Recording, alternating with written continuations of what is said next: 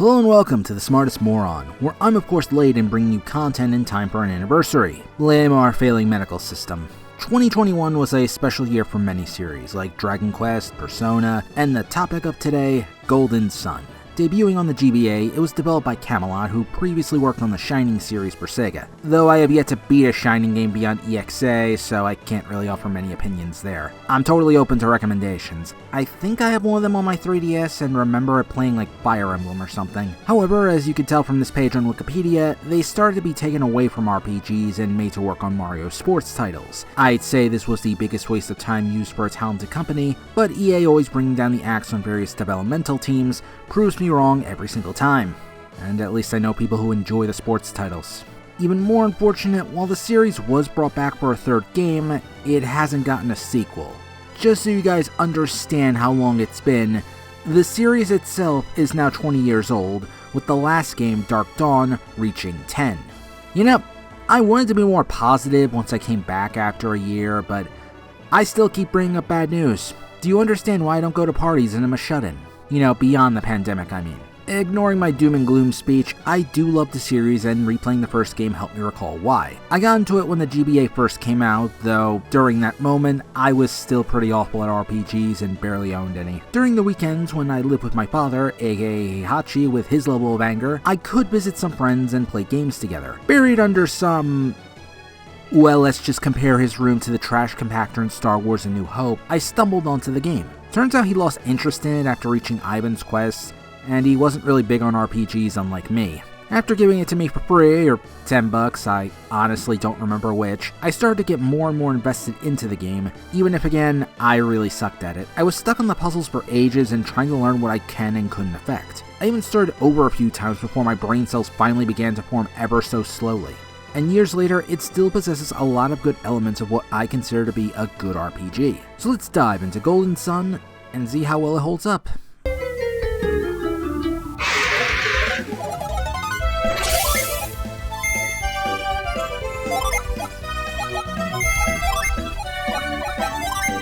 Ironically, we start on a dark, stormy night, with the kid version of the main protagonist, Isaac, preparing with his mom to run away from a giant boulder threatening to destroy their home, Vale. Or at least a decent chunk of it. He's told to go on ahead to the center of the village, while his mother tries to help out his dad evacuate some people. Since this is a video game, ill-timed rocks keep blocking his path, forcing him to take the long way. And after telling his best friend Garret to leave his stuff due to the giant freaking boulder, they both venture to find some safety, all while we learn how this world works. Certain people in this world can clearly use magic, though it's called something else. Psyenergy. With it, you can retrieve stuff from a distance, heal people, temporarily stop a giant boulder. You get the idea. You can't use it yet with Isaac and Garret though, which would have been handy as Isaac's other friends are having some trouble. The family of his friend Jenna are trying to save her brother, Felix, from being carried down the river, and having a hard time as they are drained of Psyenergy due to saving so many other people. A pity they don't know they could just pace back and forth and it'll just regenerate. I mean, I know it works here. There are random encounters in this level after all. The boys go to fetch someone who can help and succeed in finding a competent muscle man. Despite the fact that this guy has no unique character model whatsoever, and with all his bragging, I'm sure nothing bad is going to happen at all.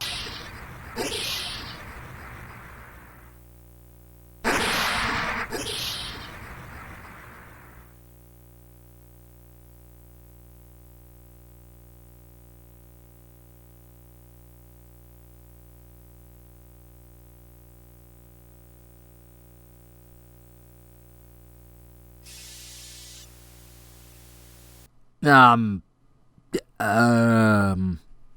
hey, the town wasn't destroyed at least.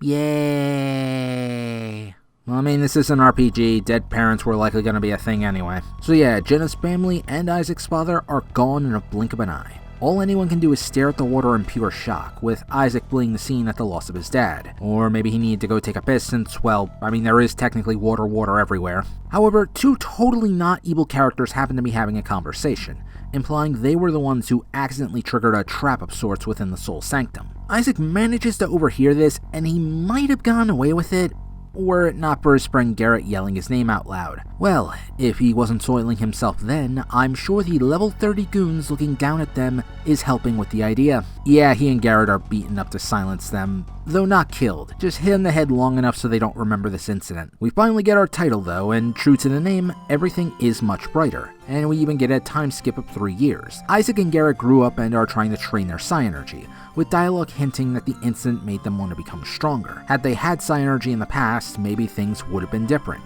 despite some reassurance from others due to the extreme circumstances. Jen unfortunately still had her grandparents to grow up with after that day, and it seems she's doing well. The same goes for Isaac, since at the very least he still had his mom, even if she prefers he didn't keep pushing himself and just stick to the chores. Garret is Garret, the goofball hothead who, well, makes things worse. But with such long-lasting peace, chaos will eventually come in. In this case, as the trio try to visit an old man named Kraden, they once again run into the deadly duo of Saturos and Menardi. Both groups remember one another, and despite another smackdown seeming imminent, Saturos lets the kids go free for now, believing they could be more valuable alive. After being spared, the gang meet up with Kraden as they plan to take a little secret trip into Mount Vale itself, to uncover more mysteries regarding alchemy. Not just for Kraden's sake, but to figure out what those mysterious assholes want, since they were clearly involved in the disaster 3 years ago. And even if they weren't, they still want to get into the Sanctum.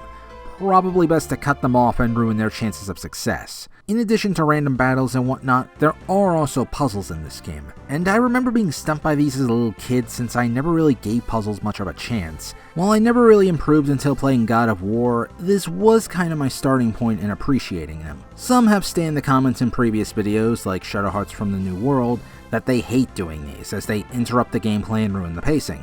And I disagree strongly when the puzzles are done well, and one of the main reasons they are so good here is because how they utilize different types of Psyenergy. Your party members will be divided up into 4 Adepts: Venus for Earth, Mars for Fire, Jupiter for Wind, and Mercury for Water. Each of these Adepts will come with their own set of skills to help solve puzzles, though Mars sure did get the short end of the stick by just copying Earth in this game. In order to learn more abilities, you'll either need to complete certain parts of the story, or also find equipable items that allow the use of certain Psyenergy. Some can be redundant, like this one that gives me Frost despite having a Mercury Adept who does the job just fine. The others are far more useful, helping to unlock certain areas and goodies, as well as completing the harder puzzles.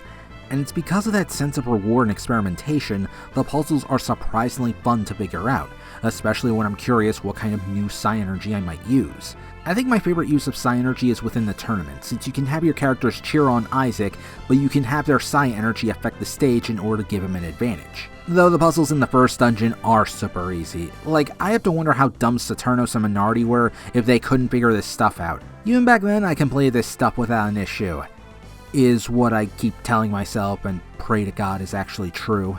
Then again, whenever I make a mistake, Kraden keeps warning me when the lightning starts up, so maybe all their goons were extra crispy and they just kept trying to smash everything into a hole. Like the wrong peg in one of those children toys.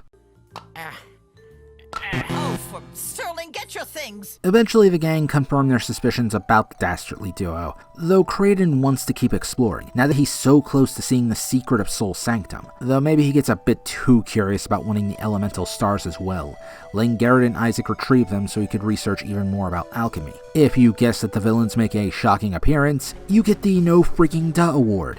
Well, they may not be smart enough for the puzzles, but hey, at least they have some good ideas every now and then. It's not just Saturos and Menardi, though. A masked man appears who doesn't seem to like talking, along with a teleporting Mercury adept known as Alex. Kraden may want the stars, but not at the cost of some villains taking hold of them. But with his and Jenna's life in jeopardy, they are kinda on the back foot, especially since despite their training, they're 10 times weaker than those two alone. They do at least have some assurance that Jenna won't be harmed, for the masked man reveals himself as Felix, Jenna's thought to be dead brother. With not much other choice, and knowing Felix would never harm a family member he cares about, they try to get all the stars, and are about to nab the last one. All until, well, this giant rock shows up. Oh my god, a giant rock! This is the Guardian known as the Wise One, a being far more powerful than any of the villains, enough so they ends up scaring them away. Not helped is the volcano of Soul Sanctum threatening to erupt. The Wise One almost seems like it's gonna squash Isaac and Garret, but it's also a talking giant rock, and trying to hold back the destruction ready to swallow Vale up. He manages to save the two, though only from the danger of the area, not from the impending scolding of their families. After hesitantly coming back down due to understandable fear, the boys recap the story of what went down in there, and are eventually tasked with retrieving the lost stars and preventing the 4 lighthouses from being lit, lest something awful happen not just to Vale, but the entire world. The funny thing is, you can apparently trigger a bad ending by refusing to do this and just walking out. From then on, the world is yours to explore, in a bit of a linear fashion that is.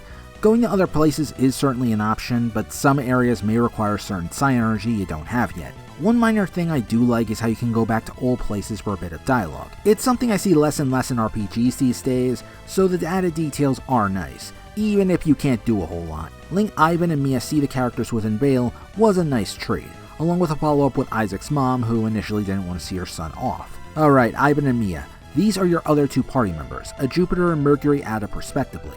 Ivan you meet as soon as you enter the first town, having been left there by his master after having the shaman's rod stolen. Also because his master is scared of all the rocks raining down from Vale and decides, hey, let me go to this town full of thieves for safety. I know he's a brilliant merchant, but he's a terrible strategist. Ivan also ends up weirding people out, where he can use his Psyenergy to read a person's mind.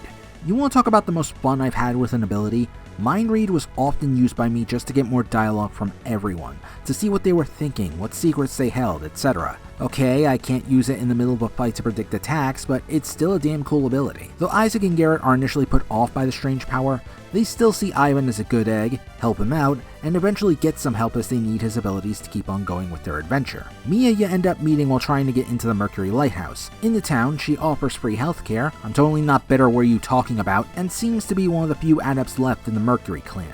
But to her horror, the lighthouse is lit, forcing her to investigate. After helping her many times, she eventually decides, screw it, you have Psyenergy she can't use, let's work together. There's not much to her story beyond a connection to one of the antagonists, Alex, a former friend who just left her without so much as a goodbye. And now to see someone who used to heal the sick with her become an enemy and violate the taboos of the clan, in this case lighting the lighthouse, she's appalled by his actions. This does offer more insight into the story as well, but I'll bring up the lighthouses again later. Back to the gameplay, your party does have a standard setup with the classes. Isaac can heal and equip some good heavy armor and weapons, Garret can do the same, sans healing, Ivan has powerful Psyenergy moves and are able to hit multiple foes, and Mia has quite a few healing abilities, though the latter 2 have less options with gear. Seems easy to figure out who does what in this case.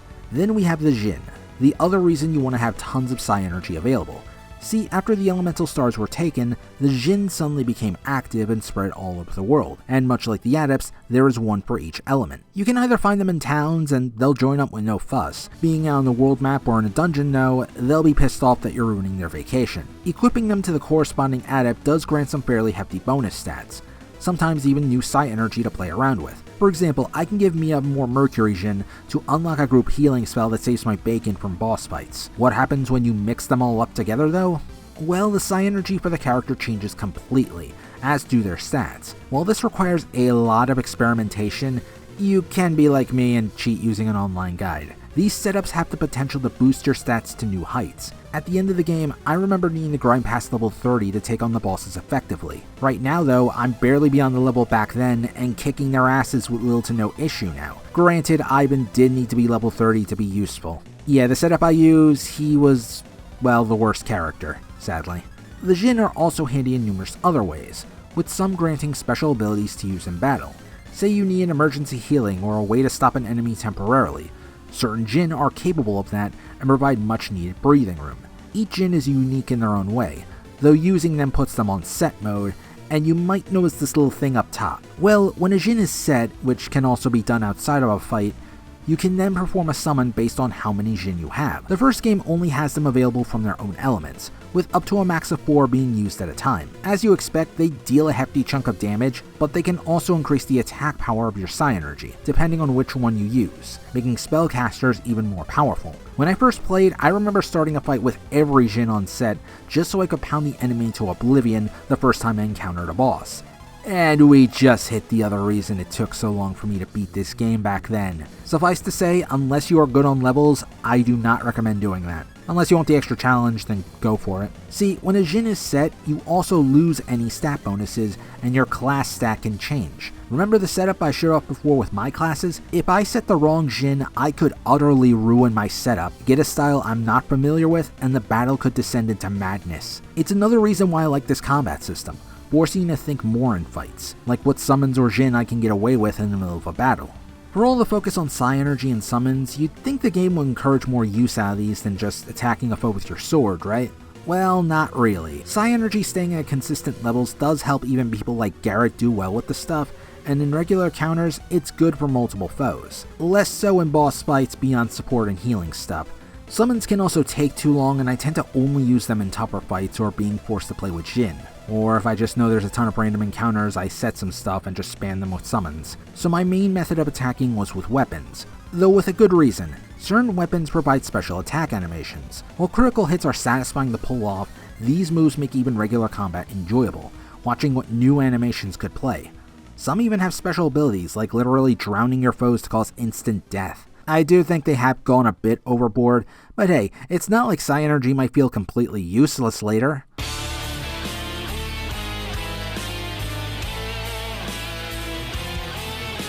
One thing I neglected to mention about Psyenergy and summons is their range. See these shapes? The biggest one in the center is the one that deals the most damage, and while you can move it, depending on the Psyenergy, it could also not hit one of the other enemies, or it could just not hit every enemy on the screen. This is another important thing to consider, especially with physical attacks, since if the attacker's target is gone, they'll just use the defend option. Even in random fights, you gotta pay attention so that battles don't just have everyone standing still. The game is also surprisingly breezy too. I remember back then getting around 30 plus hours, and my previous playthrough was certainly quite close, yet by utilizing the Jin class system, I was able to shave off a ton of time in grinding. Well, maybe just a tad just to get to level 30 for certain Psyenergy, but you get the point. So if you want a shorter RPG with a few neat extras, this is certainly one you don't want to miss out on. Not perfect, but for a launch title for the Game Boy Advance, it was certainly a keeper. However, I do have at least one big gripe. The password system. Now granted, the technology hadn't quite caught up yet, so the GBA lacked memory cards. But the password system you gotta enter for the sequel, well, just look at this. Now keep in mind also back then, I didn't exactly have a phone or a computer or anything, so I had to write all this stuff down by hand. If I got even one mistake, it could cost me so much of my sanity. Although thankfully nowadays, I can get handy screenshots to make sure I can keep my progress. Or I can just use 2DS's now since I bought one for a capture card. And the story, while not complex, would eventually get there. When you aren't close to the tale of Saturos and Menardi, the story is about how the incident at Mount Vale has affected the rest of the world and what the Psyenergy stones are doing. Mostly to emphasize the danger everyone is in. In one area, they mutated the trees so they could talk and use special abilities, even cursing other citizens from another town after they tried to keep stealing trees. And the animals in the forest are implied to have become monsters, their condition irreversible. And it's not an isolated incident either, with many areas devastated in one form or another. Not apocalyptic levels of bad yet, but all very concerning. And since all of your characters have been isolated from the rest of the world, there is a good chance to learn how it works, how people are dealing with the mess, and even learning a few new tricks. For example, in this dungeon, which you can actually skip, I did so because again, dumb child, you can gain something to use Ki, and in the next town over, you can learn how Ki and Chi differ. Sadly, no Isaac performing the Kamehameha or Shoryuken, though it's also here where we learn how some Psyenergy stones ended up giving people certain abilities. Not enough to be an adept, yet it shows the potential these Psyenergy stones have. If there is a criticism though, it's that many of these characters don't have much to them. I mean, those like Veggie do show up in game 2, if you helped her out anyway, and at least brings up an interesting idea. And the Family of Thieves was a fun side story I found interesting. But then you get these two characters who have unique character models, yet never contribute much to the plot, and somehow know about Isaac's abilities despite never meeting them. It's even more puzzling since Psyenergy can't be seen by normal people somehow. Then again, when a body is suddenly suffering from burns, I guess the result is pretty obvious. This kinda extends more into the Toby part of the game, where certain elements aren't questioned. Since it's spoilerific though, let's dive into the next section.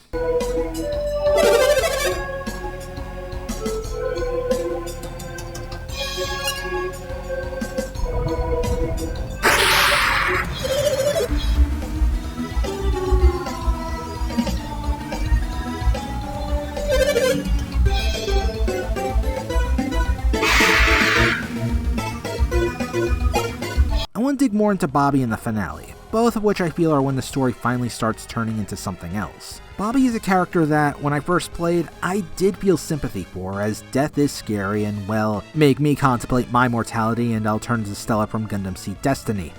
Yes, I watched that, don't judge me. Though now, as you can imagine, his story makes me feel, well, it's far less pleasant.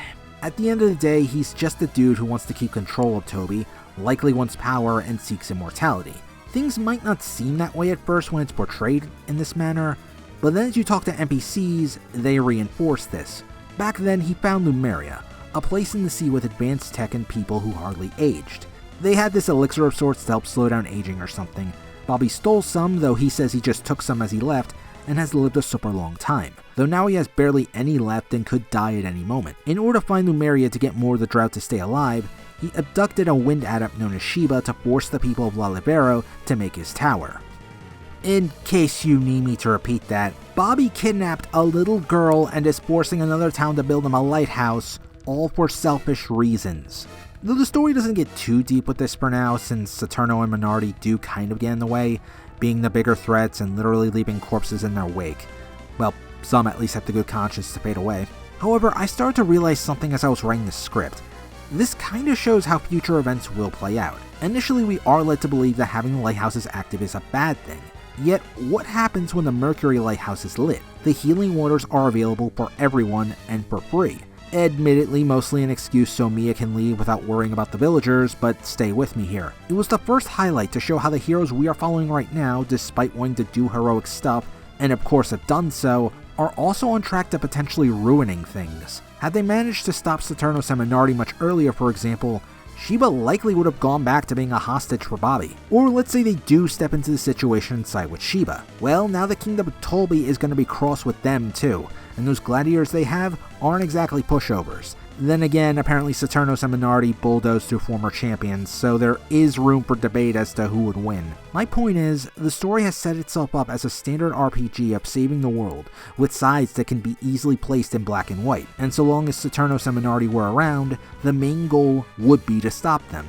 The sequel would explore more of the Tolby stuff to see how the Lemurians felt about some asshole who stole their elixir. There's also more to the plot too, for even when the Duo of Destruction are finally defeated, even transforming into a two-headed dragon, Felix doesn't want to join up with Isaac. Hell, even before this fight, Felix was ready to assist in defeating his former friend, despite wanting to return Sheba to her family. Her safety is the one thing he prioritizes, maybe serving as one of the few people to protect her from the clearly evil people. It's a conflicting attitude to be sure, and one that raises the question again about the lighthouses. And it's not like he wants to kill Isaac either. Still, it seems like a fight is inevitable, all until the lighthouse activates, tearing the tower apart briefly, and Sheba is knocked off, with Felix in hot pursuit. Miraculously, both survived the encounter thanks to the lighthouse apparently just making them drop into the sea. And I had to look up on the Wikia what benefit the Venus Lighthouse has, since it kinda doesn't have any. I mean, Mercury gave free healthcare, what's this one supposed to do? Other than those bits though, talking about the spoilers is pretty hard, mostly because a lot of the character development is seen mostly within game 2. Sure, we have more mystery regarding Ivan's upbringing, not even believing he was a wind adept, but again, continued in the sequel. There's not much I feel like I can dig into here, with just game 1 alone. So for now, we'll have to end things here sadly.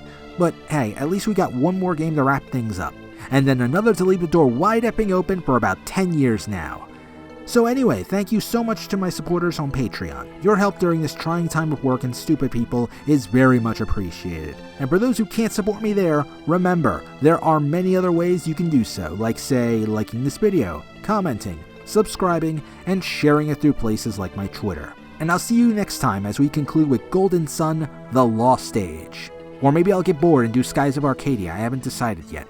I'm the smartest moron, and I play it so that hopefully you one day will too.